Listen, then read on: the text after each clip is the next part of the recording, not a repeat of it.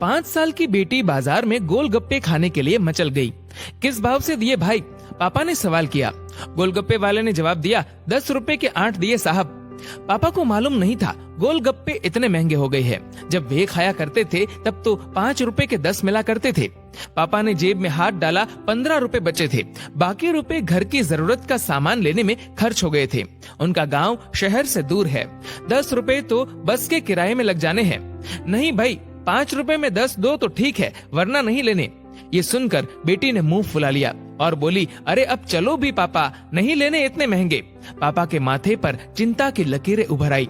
अरे खा लेने दो ना साहब, अभी आपके घर में है तो आपसे लड़कर भी खा सकती है। कल को पराए घर चली गई तो पता नहीं ऐसे मचल पाएगी या नहीं, तब आप भी तरसोगे बिटिया की फरमाइश पूरी करने को।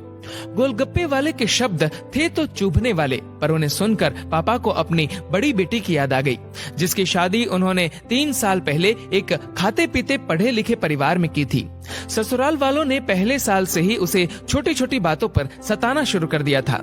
2 साल तक वह मुट्ठी भर भर के रुपए उनके मुंह में ठूसता रहा, पर उनका पेट बढ़ता ही चला गया और अंत में एक दिन सीढ़ियों से गिरकर बेटी की मौत की खबर ही मायके पहुंची। आज वह छटपटाता है कि उसकी वह बेटी फिर से उसके पास लौट आए और वह चुन चुन कर उसकी सारी अधूरी इच्छाएं पूरी कर दे, पर वह अच्छी तरह जानता है कि अब ये संभव नहीं है। दे दूं क्या बाबूजी? गोलगप्पे वाले की आवाज से पापा की तंद्रा टूटी। गोलगप्पे वाले से बोले, रुको भाई 2 मिनट।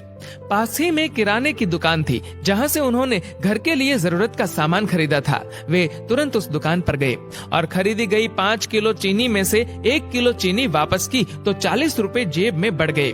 फिर ठेले पर आकर पापा ने डबडबाई आंखें पोंछते हुए कहा, अब खिला दे भाई।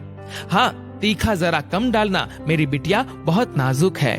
ये सुनकर 5 वर्ष की गुड़िया जैसी बेटी की आंखों में चमक आ गई और उसने पापा का हाथ कसकर पकड़ लिया। जब तक बेटी हमारे घर है उसकी हर इच्छा जरूर पूरी करे, कोशिश करे उसे हर संभव खुशी देने की। क्या पता शादी के बाद उसकी कोई इच्छा पूरी हो पाए या ना हो पाए। ये बेटियां भी कितनी अजीब होती है। जब ससुराल में होती है तब मायके जाने को तरसती है, सोचती है कि घर जाकर माँ को ये बताऊंगी, पापा से ये मांगूंगी, बहन से ये कहूंगी, भाई को सबक सिखाऊंगी और मौज मस्ती करूंगी। लेकिन जब सच में मायके जाती है तो एकदम शांत हो जाती है, किसी से कुछ भी नहीं बोलती, बस माँ बाप भाई बहन से गले मिलती है, बहुत खुश होती है। भूल जाती है कुछ पल के लिए पति और ससुराल, क्योंकि एक अनोखा प्यार होता है मायके में, एक अजीब कशिश होती है मायके में। ससुराल में कितना भी प्यार मिले, माँ बाप की एक मुस्कान को तरसती है ये बेटियां। ससुराल में कितना भी रोए पर मायके में एक भी आंसू नहीं बहाती ये बेटियां, क्योंकि बेटियों का एक भी आंसू माँ बाप भाई बहन को हिला देता है, रुला देता है। कितनी अजीब है ये बेटियां, कितनी नटखट है ये बेटियां, भगवान की अनमोल देन है ये बेटियां। हो सके तो बेटियों को बहुत प्यार दे, उन्हें कभी भी न रुलाए, क्योंकि ये अनमोल बेटी 2 परिवार जोड़ती है, 2 रिश्तों को साथ लाती है अपने प्यार और मुस्कान से।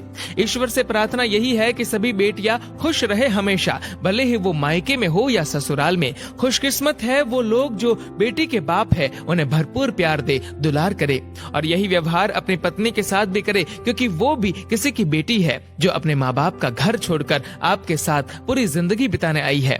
उसके पिता की सारी उम्मीदें सिर्फ और सिर्फ आपसे है। दोस्तों, इस वीडियो को लेकर आपकी क्या राय है नीचे कमेंट करके जरूर बताएगा, और अगर आपको ये वीडियो अच्छा लगा हो तो इस वीडियो को लाइक करेगा, शेयर करेगा ज्यादा से ज्यादा लोगों तक, और ऐसे ही और भी इंस्पिरेशनल वीडियोस के लिए सब्सक्राइब करें हमारे यूट्यूब चैनल को और फेसबुक पर फॉलो करें हमारे पेज को। धन्यवाद।